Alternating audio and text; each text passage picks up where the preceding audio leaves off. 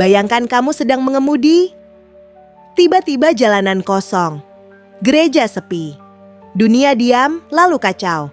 Apakah kamu tertinggal? Kalau pengangkatan bisa terjadi kapan saja, apakah kamu siap hari ini juga bisa jadi hari terakhirmu di bumi? Bukan kiamat, bukan kehancuran total, tapi sebuah momen di mana jutaan orang percaya tiba-tiba hilang. Sementara yang lainnya tertinggal, kebingungan, dan akhirnya sadar mereka tidak siap. Tapi apakah itu benar-benar akan terjadi seperti yang dibayangkan banyak orang? Apakah Alkitab mengajarkan bahwa orang percaya akan diangkat secara rahasia sebelum dunia dilanda kesusahan besar? Dalam video ini, kita tidak akan berhenti di permukaan. Kita akan menyelam dalam, menggali apa sebenarnya yang dikatakan Alkitab, menelusuri sejarah pengajaran gereja mula-mula, dan membedah apa yang membedakan pengangkatan dengan kedatangan Yesus yang kedua.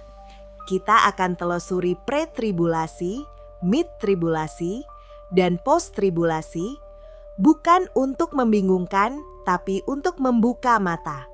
Karena ini bukan sekadar doktrin, ini tentang kesiapan. Karena kalau hari itu datang tiba-tiba, satu-satunya pertanyaan yang akan tersisa adalah, siapkah kau terangkat? Dalam dunia kekristenan modern, istilah pengangkatan atau yang dalam bahasa Inggris dikenal dengan istilah rapture telah menjadi topik yang sangat populer dan bahkan kontroversial. Tidak sedikit orang yang mengaitkan peristiwa ini dengan gambaran-gambaran dramatis.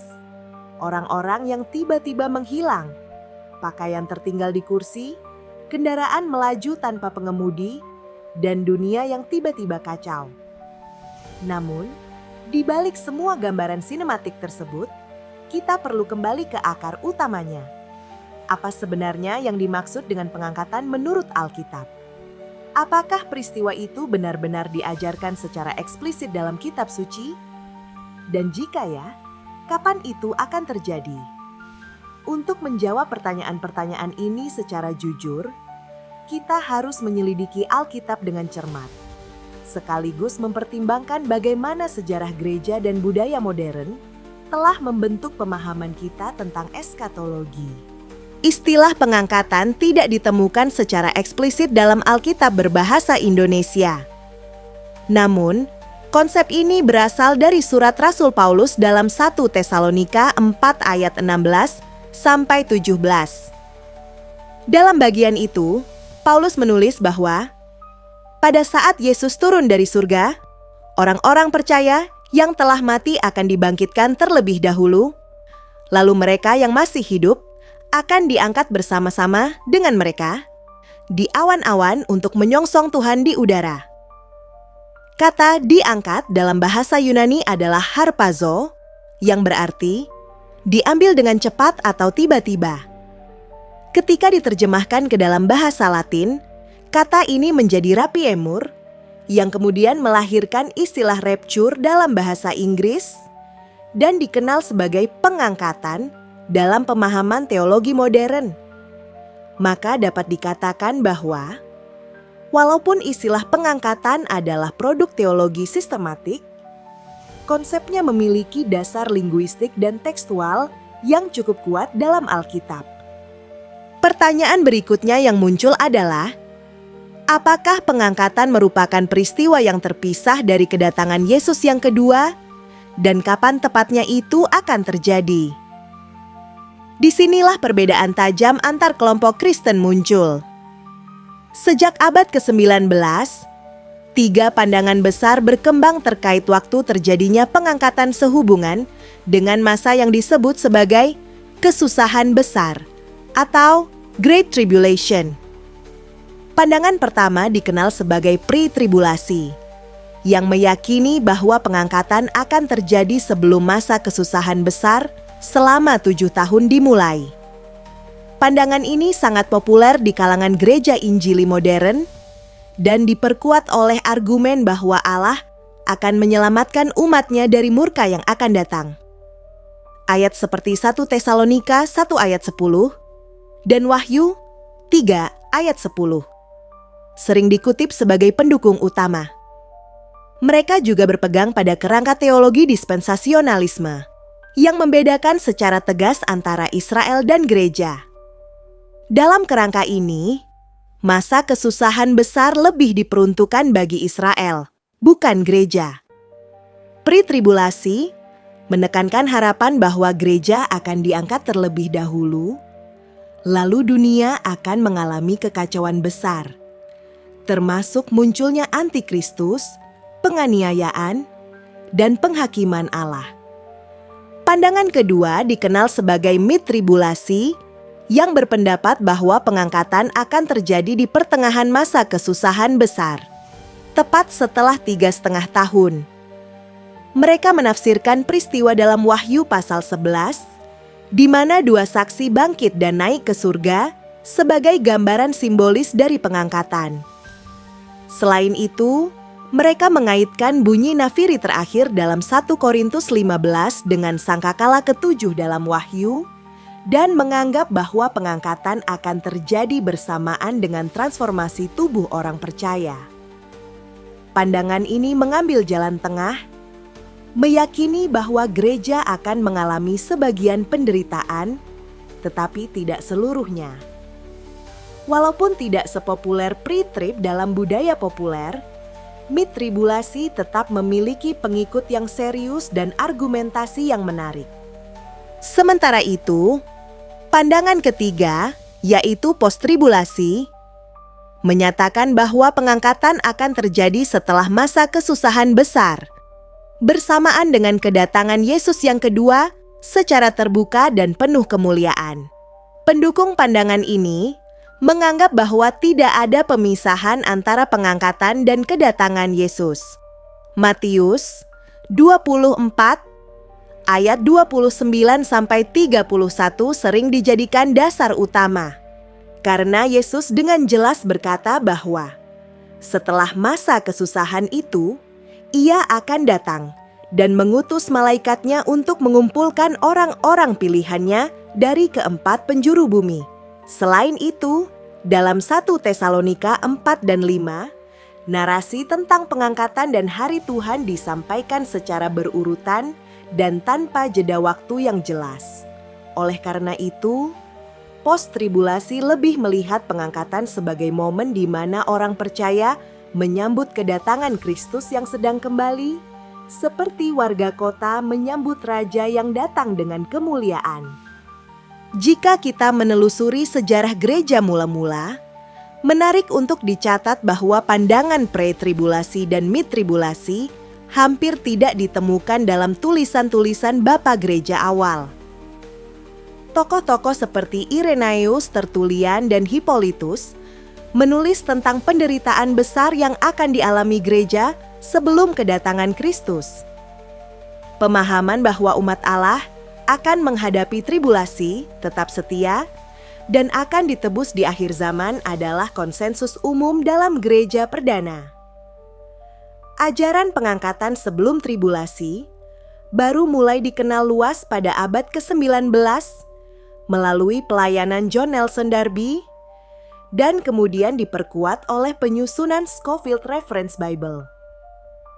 Dari sinilah lahir sistem teologi dispensasionalisme yang akhirnya sangat berpengaruh, terutama di Amerika Serikat. Dalam budaya populer Kristen modern, pengangkatan digambarkan secara dramatis, khususnya melalui film-film seperti Left Behind dan buku-buku akhir zaman lainnya. Gambaran bahwa suatu hari orang percaya akan menghilang secara tiba-tiba, meninggalkan dunia dalam kekacauan, telah membentuk cara banyak orang memandang akhir zaman. Sayangnya, gambaran tersebut lebih bersifat fiksi daripada hasil pembacaan ekspositori terhadap kitab suci. Banyak asumsi dalam narasi populer tidak memiliki dasar eksplisit dalam teks Alkitab, melainkan merupakan hasil penggabungan antara tafsir futuristik dan imajinasi dramatik. Hal ini penting untuk dikritisi agar iman kita tidak dibangun di atas spekulasi yang tidak sehat. Lalu bagaimana seharusnya kita memandang pengangkatan dalam terang Alkitab dan sejarah gereja? Yang paling penting adalah menyadari bahwa pengangkatan, bagaimanapun dan kapanpun terjadinya, bukanlah alat untuk melarikan diri dari kesulitan, melainkan bagian dari pengharapan akan pemulihan total. Dalam semua pandangan, pengangkatan bukan akhir dari cerita, tetapi permulaan dari kekekalan bersama Kristus. Oleh karena itu, lebih dari sekadar berdebat soal waktu, fokus utama seharusnya tertuju pada kesiapan kita untuk bertemu Tuhan. Apakah kita hidup dalam kekudusan, pengharapan, dan ketaatan? Apakah kita berjaga-jaga seperti yang Yesus perintahkan dalam Matius 24? Dalam segala perbedaan tafsir, satu hal yang tetap. Alkitab menegaskan bahwa Kristus akan datang kembali dan umatnya akan bersama dengannya untuk selama-lamanya. Pengangkatan adalah janji penghiburan bagi orang percaya dan sekaligus panggilan untuk berjaga. Sebab itu, kita perlu rendah hati dalam menafsirkan, tetapi serius dalam mempersiapkan diri. Bukan soal tahu jadwalnya, tapi soal siap kapanpun itu terjadi.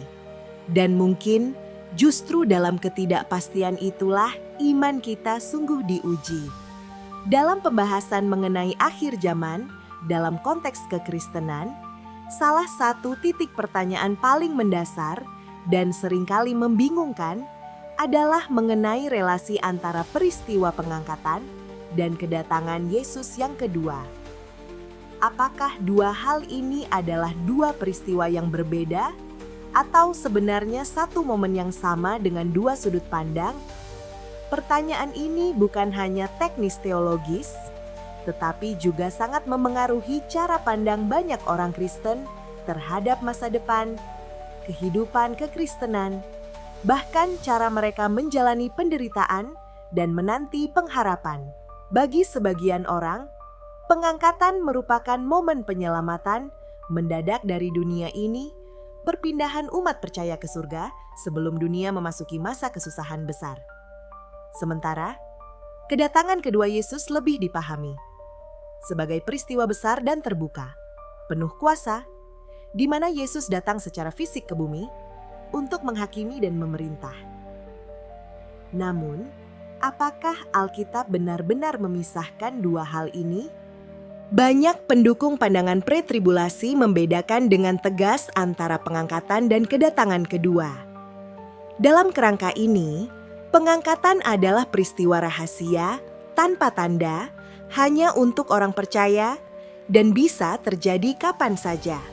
Kedatangan kedua, sebaliknya, dianggap sebagai peristiwa publik dan dramatis, terlihat oleh semua orang, dengan banyak tanda yang mendahuluinya.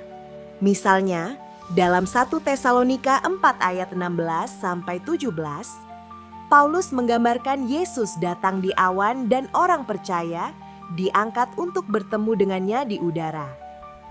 Mereka yang berpegang pada pemisahan dua peristiwa ini menganggap bahwa Yesus dalam pengangkatan tidak benar-benar menginjak bumi, melainkan berhenti di langit. Bandingkan dengan nubuatan dalam Zakaria 14 ayat 4 yang menyebut bahwa kaki Tuhan akan berdiri di Bukit Zaitun. Bagi mereka, ini adalah bukti bahwa kedatangan kedua adalah peristiwa yang berbeda dari pengangkatan. Pendekatan ini juga menafsirkan bahwa dalam pengangkatan, orang percaya diangkat untuk pergi ke surga bersama Yesus, sedangkan dalam kedatangan kedua, Yesus datang untuk memerintah di bumi, bukan membawa umat ke surga. Namun tidak semua setuju dengan pemisahan seperti itu. Banyak teolog khususnya dari kalangan non-dispensasional dan mereka yang cenderung pada pendekatan historis atau amilenial menyatakan bahwa pengangkatan dan kedatangan Yesus yang kedua sebenarnya adalah bagian dari satu peristiwa besar yang sama. Mereka melihatnya sebagai dua sisi dari momen yang sama. Yesus datang dan orang percaya menyambut dia. Dalam tradisi Yunani Romawi, ketika seorang raja atau tokoh penting datang mengunjungi sebuah kota, warga kota akan keluar menyambutnya di luar tembok, lalu mengiringinya masuk ke dalam kota. Beberapa sarjana percaya bahwa hal inilah yang menjadi latar kultural dari 1 Tesalonika 4 ayat 17, yaitu bahwa orang percaya akan diangkat bukan untuk pergi ke surga selamanya, melainkan untuk menyambut Yesus yang datang memerintah. Dengan kata lain, pertemuan di udara itu adalah bagian dari prosesi kerajaan, bukan pelarian menuju tempat lain. Penafsiran semacam ini mendapatkan kekuatan tambahan dari urutan dalam 1 Tesalonika pasal 4 dan 5. Setelah berbicara tentang pengangkatan dalam pasal 4, Paulus langsung melanjutkan pembahasan tentang hari Tuhan dalam pasal 5. Tidak ada jeda, tidak ada petunjuk bahwa ini adalah dua kejadian yang terpisah oleh rentang waktu panjang. Justru yang muncul adalah kesinambungan. Orang percaya dihibur dengan pengharapan akan perjumpaan dengan Kristus, sekaligus diingatkan untuk berjaga terhadap hari Tuhan yang datang seperti pencuri. Selain itu, Matius 24 memberikan gambaran yang sangat kuat bahwa pengumpulan umat pilihan terjadi setelah masa kesusahan. Dalam ayat 29-31, Yesus berkata, "Segera sesudah siksaan pada masa itu, maka akan tampak tanda Anak Manusia. Dan ia akan mengutus malaikat-malaikatnya untuk mengumpulkan orang-orang pilihannya." Ini menggambarkan satu rangkaian. Kesusahan besar, lalu kedatangan Kristus, lalu pengumpulan umatnya. Jika Matius 24 dibaca tanpa asumsi sistem teologis tertentu, maka sulit untuk menyimpulkan bahwa pengangkatan dan kedatangan kedua adalah dua peristiwa yang terpisah. Pertimbangan lain datang dari kesaksian sejarah gereja. Sebagian besar tulisan Bapak Gereja awal tidak memisahkan pengangkatan dari kedatangan Yesus yang kedua. Irenaeus, seorang tokoh penting abad kedua, menulis tentang umat yang akan menghadapi penderitaan besar dan ditebus saat kedatangan Kristus. Ia tidak menyebut tentang pengangkatan rahasia yang terjadi 7 tahun sebelumnya. Juga Tertulian, Hippolytus, dan tokoh-tokoh awal lainnya cenderung melihat kedatangan Kristus sebagai satu peristiwa penuh kuasa dan keadilan. Tidak ditemukan bukti kuat bahwa gereja mula-mula memahami ada 2 tahap kedatangan Yesus yang dipisahkan oleh periode waktu tertentu. Hal ini memperkuat dugaan bahwa pemisahan 2 tahap kedatangan lebih merupakan hasil pengembangan teologis di kemudian hari, bukan ajaran yang diambil langsung dari pembacaan literal terhadap Alkitab. Penting untuk disadari bahwa pemisahan antara pengangkatan dan kedatangan kedua sangat erat dengan sistem dispensasionalisme yang berkembang di abad ke-19. John Nelson Darby dan kelompok Plymouth Brethren memainkan peran besar dalam menyusun kerangka 2 tahap kedatangan. Pertama secara rahasia, kemudian secara terbuka. Sistem ini diperkenalkan secara luas lewat Scofield Reference Bible, yang kemudian menjadi acuan utama bagi banyak gereja di Amerika Utara. Seiring waktu, pendekatan ini menjadi dominan dan bahkan dianggap sebagai satu-satunya cara memahami akhir zaman oleh banyak orang. Namun, ketika dilihat dari perspektif sejarah yang lebih luas, pendekatan ini tergolong baru dan belum tentu merupakan pembacaan yang paling setia terhadap konteks dan keseluruhan narasi Alkitab. Secara konseptual, perbedaan antara pengangkatan dan kedatangan kedua juga sering dikaitkan dengan motif teologis yang lebih besar. Mereka yang memisahkan 2 tahap ini sering menekankan kasih karunia dan kelepasan. bahwa Allah menyelamatkan umat-Nya dari penderitaan. Sedangkan mereka yang menyatukan kedua peristiwa tersebut lebih menekankan aspek kesetiaan dalam penderitaan, imitasi terhadap Kristus, dan panggilan untuk bertahan hingga akhir. Pilihan pendekatan ini tidak hanya soal eksposisi ayat-ayat, tetapi juga soal paradigma berpikir teologis yang lebih luas. Apakah penderitaan harus dihindari atau merupakan bagian dari proses pemurnian dan penggenapan iman? Dalam diskusi ini, penting untuk menjaga keseimbangan antara ketelitian eksposisi dan kerendahan hati dalam penafsiran. Tidak ada satupun ayat yang dengan jelas dan eksplisit menyebutkan bahwa pengangkatan terjadi 7 tahun sebelum kedatangan Kristus. Begitu juga, tidak ada ayat yang dengan eksplisit menolak kemungkinan 2 tahap dalam kedatangannya. Oleh karena itu, banyak yang memilih untuk tidak bersikeras pada satu sistem tertentu, tetapi bersedia membuka diri untuk melihat kemungkinan bahwa pengangkatan dan kedatangan kedua adalah 2 aspek dari satu momen eskatologis yang agung. Jika ditarik ke dalam refleksi praktis, maka fokus terbesar seharusnya bukan pada kronologi, melainkan pada kesiapan. Apakah kita sedang menunggu untuk diangkat dengan harapan kita akan terhindar dari penderitaan? Ataukah kita sedang membangun ketekunan karena kita tahu bahwa kita mungkin dipanggil untuk menjadi saksi Kristus dalam masa-masa paling gelap? Apapun pandangan yang dianut seseorang, pertanyaan terpenting tetap, apakah kita hidup dalam pengharapan yang murni, dalam kekudusan, dan dalam kesiapan untuk bertemu Tuhan? Kesimpulannya, perbedaan antara pengangkatan dan kedatangan kedua masih menjadi perdebatan terbuka dalam teologi Kristen. Banyak yang melihat keduanya sebagai 2 tahap terpisah, sementara yang lain meyakini bahwa Alkitab mengajarkan satu peristiwa tunggal yang merangkum pengangkatan dan kedatangan Yesus. Keduanya memiliki dasar argumentasi masing-masing. Namun, di atas semua itu, Alkitab mengajarkan satu kebenaran yang tidak bisa dibantah, bahwa Yesus akan datang kembali dan bahwa umat-Nya akan bersama dengannya untuk selama-lamanya.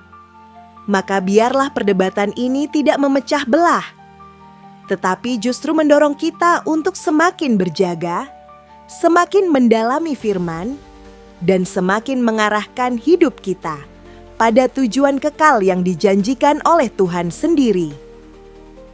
Dalam doktrin akhir zaman, salah satu topik yang paling sering memicu rasa penasaran sekaligus perdebatan panjang adalah masa yang disebut sebagai kesusahan besar.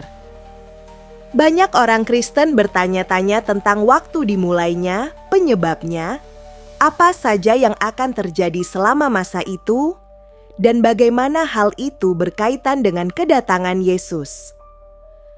Namun yang sering terlupakan adalah bahwa istilah kesusahan besar sendiri sebenarnya bukanlah konsep yang sepenuhnya berdiri sendiri, melainkan bagian dari narasi yang lebih besar dalam Alkitab, yakni tentang penghakiman, pemurnian, dan pemulihan akhir.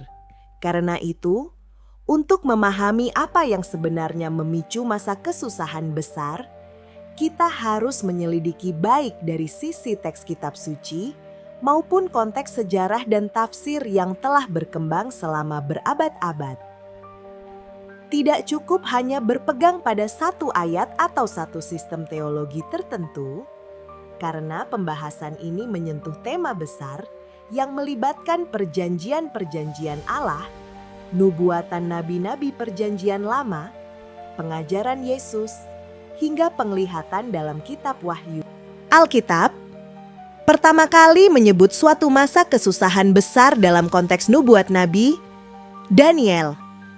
Dalam Daniel 9:27 tertulis bahwa akan datang seorang pemimpin yang membuat perjanjian selama 1 minggu yang secara simbolik dipahami sebagai 7 tahun, dan di pertengahan minggu itu ia akan menghentikan korban dan persembahan. Ini sering dikaitkan dengan figur antikristus, tokoh jahat eskatologis yang disebut akan muncul di akhir zaman.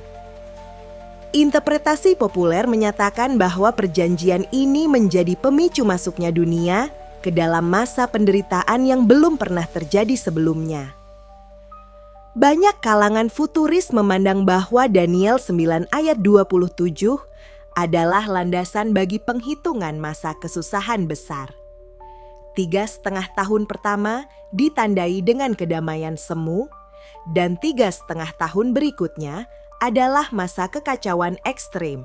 Ayat ini kemudian dikaitkan erat dengan pengajaran Yesus dalam Matius 24, khususnya ketika ia merujuk pada pembinasa keji yang berdiri di tempat kudus, merujuk kembali ke kitab Daniel. Menurut sebagian besar penafsiran futuris, inilah momen krusial ketika antikristus menodai bait Allah dan mulai menganiaya umat Tuhan secara global. Maka, dimulainya masa kesusahan besar tidak bisa dilepaskan dari momen terjadinya pelanggaran kudus yang besar itu. Namun, apakah semua tafsir Alkitab sepakat bahwa ayat-ayat ini menunjuk ke masa depan? Disinilah letak perbedaan pendekatan penafsiran. Pandangan preteris, misalnya, percaya bahwa sebagian besar nubuatan dalam Daniel dan Matius 24 telah digenapi pada abad pertama, khususnya saat kehancuran bait Allah oleh tentara Romawi pada tahun 70 Masehi. Dalam pandangan ini, pembinasa keji bukanlah tokoh masa depan, melainkan merujuk pada Titus, jenderal Romawi yang menyerbu Yerusalem dan menghancurkan tempat kudus. Artinya, masa kesusahan besar telah terjadi dalam sejarah dan tidak perlu ditafsirkan sebagai peristiwa global yang akan datang. Sementara itu, pandangan historisis melihat masa kesusahan besar sebagai proses panjang yang berlangsung sepanjang sejarah gereja. Dalam pendekatan ini, gereja telah dan sedang melewati penderitaan besar dalam berbagai bentuk penganiayaan, penyesatan, pengkhianatan iman, dan akan terus mengalaminya hingga Kristus datang kembali.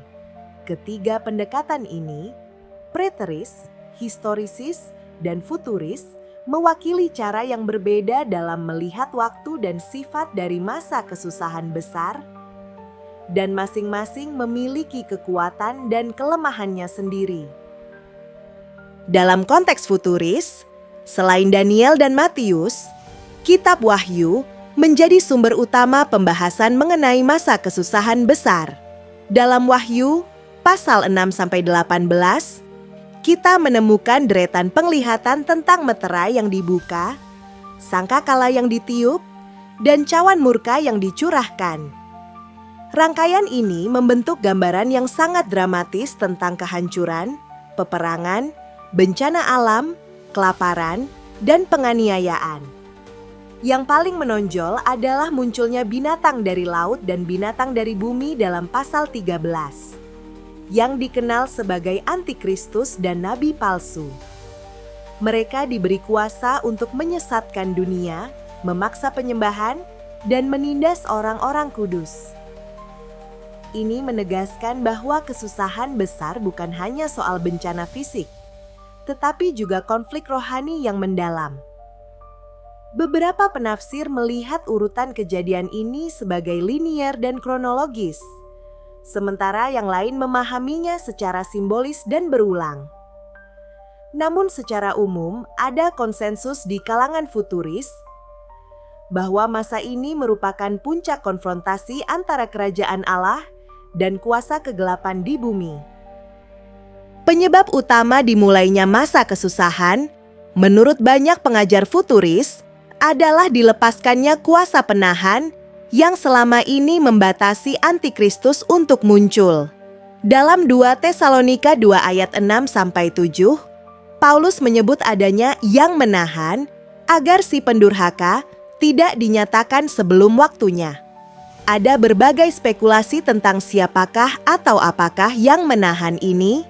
Sebagian mengatakan itu adalah Roh Kudus yang bekerja melalui gereja, sehingga jika gereja diangkat, rapture, kuasa penahan itu hilang dan antikristus muncul. Penafsiran ini memberi kerangka yang mendukung pandangan pretribulasi, di mana pengangkatan gereja menjadi momen kunci yang memicu awal dari masa kesusahan besar. Artinya, kesusahan tidak dimulai sembarangan, melainkan setelah kuasa penahan itu diambil. Tapi apakah ayat ini benar-benar bicara tentang pengangkatan? Ini masih menjadi bahan perdebatan, karena Paulus sendiri tidak menyebut rapture secara eksplisit dalam bagian itu. Oleh karena itu, kita harus berhati-hati agar tidak membangun dogma hanya berdasarkan tafsiran yang belum tentu tunggal dan jelas. Menariknya, meskipun banyak yang mengaitkan masa kesusahan dengan murka Allah yang dicurahkan kepada dunia, ada juga pandangan yang melihat masa ini sebagai masa penyaringan bagi umat Tuhan. Dalam Wahyu 7 ayat 14, salah satu tua-tua berkata bahwa orang-orang dalam jubah putih adalah mereka yang telah keluar dari kesusahan besar dan mencuci jubah mereka dalam darah anak domba. Ini menandakan bahwa orang percaya tetap ada dalam masa itu, bahkan dimurnikan melaluinya. Konsep ini lebih dekat dengan pendekatan post-tribulasi yang menganggap bahwa gereja tidak akan diangkat sebelum penderitaan, melainkan akan melewati semuanya dengan iman dan kesetiaan.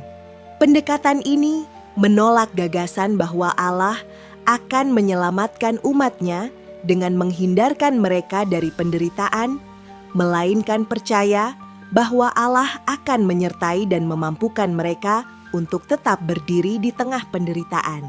Di luar teks Alkitab, banyak pula faktor budaya dan geopolitik yang memengaruhi cara orang memahami apa yang memicu masa kesusahan besar.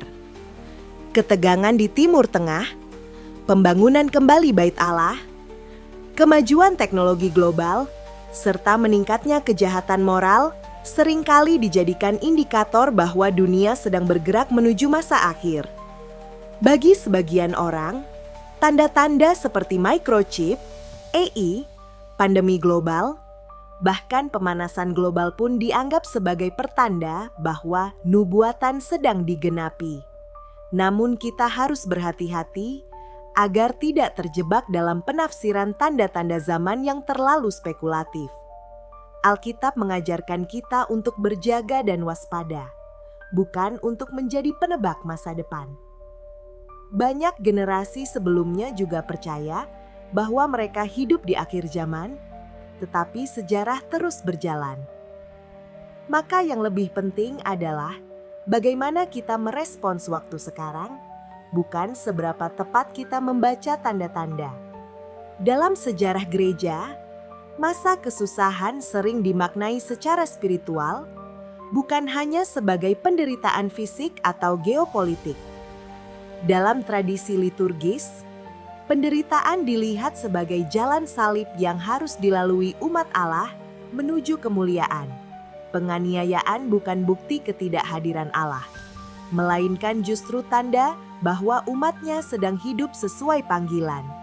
Dalam Yohanes 16 ayat 33, Yesus berkata, "Di dalam dunia kamu akan mengalami kesusahan, tetapi kuatkanlah hatimu, aku telah mengalahkan dunia." Ini adalah peringatan dan penghiburan sekaligus. Masa kesusahan besar mungkin bisa dilihat bukan hanya sebagai peristiwa akhir zaman, tetapi juga sebagai intensifikasi dari penderitaan yang memang sudah menjadi bagian dari hidup orang percaya di dunia. Kesimpulan dari semua ini adalah bahwa awal dari masa kesusahan besar tidak bisa dijelaskan hanya dengan satu ayat atau satu sistem teologi. Alkitab menunjukkan bahwa ada tokoh jahat yang akan muncul, pengkhianatan terhadap perjanjian, pelanggaran terhadap tempat kudus, dan penganiayaan terhadap umat. Namun, Waktu dan cara semuanya dimulai masih menjadi misteri. Yang pasti adalah bahwa Allah tetap memegang kendali dan umatnya dipanggil untuk tetap setia. Sebagaimana Yesus mengajarkan, kita tidak dipanggil untuk mengetahui semua rincian, tetapi untuk berjaga-jaga. Bukan menjadi ahli prediksi, tetapi menjadi saksi dalam dunia yang sedang gelap. Jika kesusahan besar datang, kita tidak boleh takut. Jika belum datang, kita tetap harus siap. Karena yang terpenting bukan kapan dan bagaimana itu dimulai, tetapi siapa yang kita ikuti saat itu terjadi. Di tengah berkembangnya diskusi seputar akhir zaman, satu hal yang semakin jelas adalah bahwa banyak pandangan yang diyakini hari ini oleh umat Kristen bukan semata-mata terbentuk dari hasil pembacaan mendalam terhadap Alkitab, melainkan dipengaruhi secara kuat oleh budaya populer, literatur populer, dan sistem-sistem teologi tertentu yang baru berkembang beberapa abad terakhir. Hal ini sangat kentara dalam diskusi mengenai pengangkatan, kesusahan besar, dan kedatangan Yesus kedua. Ketika seseorang meyakini bahwa orang percaya akan diangkat secara tiba-tiba sebelum kesusahan besar dimulai, dan dunia akan masuk ke dalam kekacauan penuh dengan antikristus dan bencana-bencana global, keyakinan itu seringkali lebih terbentuk oleh pengaruh luar teks daripada oleh eksposisi Alkitab yang mendalam dan kontekstual. Salah satu faktor utama dalam pembentukan pandangan populer akhir zaman adalah pengaruh buku-buku seperti Left Behind karya Tim LaHaye dan Jerry B. Jenkins. Serial fiksi ini menceritakan kisah orang-orang yang tertinggal setelah pengangkatan dan menggambarkan secara rinci kehidupan di bawah pemerintahan antikristus. Buku ini telah dijual dalam puluhan juta eksemplar dan bahkan diadaptasi menjadi film, menjadikannya salah satu pengaruh budaya Kristen terbesar dalam membentuk persepsi eskatologis modern. Sayangnya, banyak pembaca menganggap isi cerita itu sebagai gambaran langsung dari ajaran Alkitab, padahal buku tersebut adalah fiksi yang dibangun di atas interpretasi spesifik dari satu aliran teologi, yaitu dispensasionalisme pre-tribulasi. Dalam buku itu, pengangkatan digambarkan terjadi tiba-tiba dan rahasia, gereja menghilang tanpa peringatan, dan dunia diliputi kekacauan. Gambaran ini dramatis dan emosional, namun tidak otomatis merepresentasikan apa yang benar-benar diajarkan Alkitab. Sebelum kita membahas apa yang diajarkan Alkitab secara eksplisit, penting untuk meninjau asal-usul teologi dispensasionalisme yang menjadi fondasi banyak pandangan populer hari ini. Sistem ini dikembangkan pada awal abad ke-19 oleh John Nelson Darby, seorang pengkhotbah dari gerakan Plymouth Brethren di Inggris. Darby membagi sejarah keselamatan ke dalam beberapa dispensasi atau zaman, di mana Allah bekerja secara berbeda dalam setiap fase. Dalam sistem ini, Israel dan gereja dianggap sebagai dua entitas yang berbeda dengan janji yang terpisah. Masa kesusahan besar dianggap sebagai masa khusus bagi Israel, sedangkan gereja akan diangkat terlebih dahulu dan tidak mengalaminya. Konsep dua tahap kedatangan Kristus pertama secara rahasia untuk mengangkat gereja, kemudian secara publik untuk memerintah di bumi, juga menjadi bagian utama dari sistem ini. Pandangan ini kemudian tersebar luas melalui Scofield Reference Bible yang diterbitkan pada tahun 1909. Alkitab ini menyisipkan catatan kaki tafsiran dispensasional yang kuat, sehingga bagi banyak pembaca awam, tafsiran itu tampak seolah-olah bagian langsung dari teks Alkitab. Jika kita mundur sedikit lebih jauh dalam sejarah gereja, kita akan menemukan bahwa pemisahan antara pengangkatan dan kedatangan Yesus kedua, serta konsep pengangkatan sebelum kesusahan besar, tidak dikenal secara luas dalam gereja mula-mula. Tulisan-tulisan Bapak Gereja seperti Irenaeus, Justin Martyr, Hippolytus, dan Tertullian menunjukkan bahwa mereka mengantisipasi satu kedatangan Yesus secara terbuka, disertai dengan kebangkitan orang mati, penghakiman akhir, dan pemulihan segala sesuatu. Tidak ada pembahasan tentang pengangkatan rahasia atau gereja yang menghilang sebelum masa kesusahan besar. Sebaliknya, para bapak gereja percaya bahwa umat akan mengalami penganiayaan dan penderitaan, tetapi akan ditebus dan dimuliakan saat Kristus datang dalam kemuliaannya.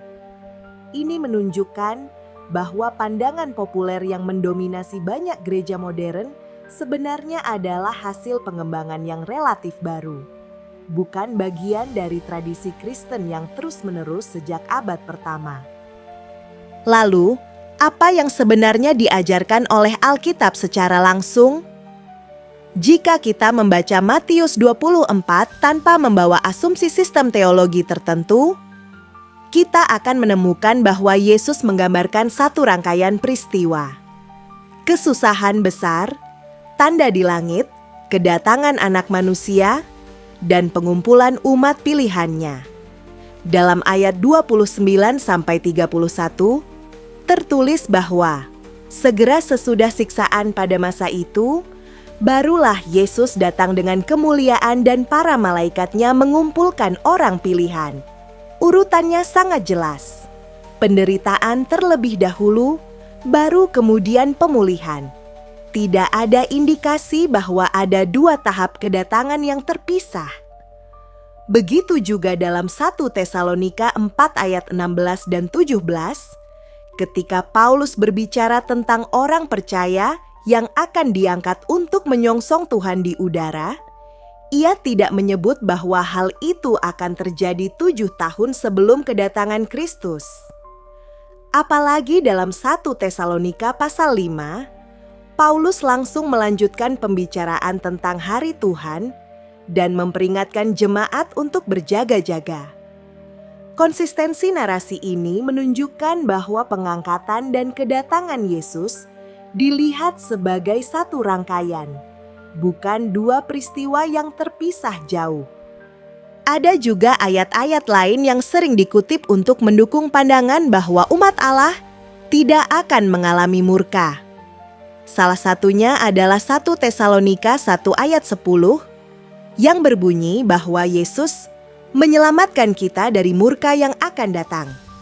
Namun, penting untuk membedakan antara murka Allah dan penderitaan dunia. Murka Allah adalah tindakan penghakiman ilahi terhadap dosa yang memang tidak ditujukan kepada umatnya.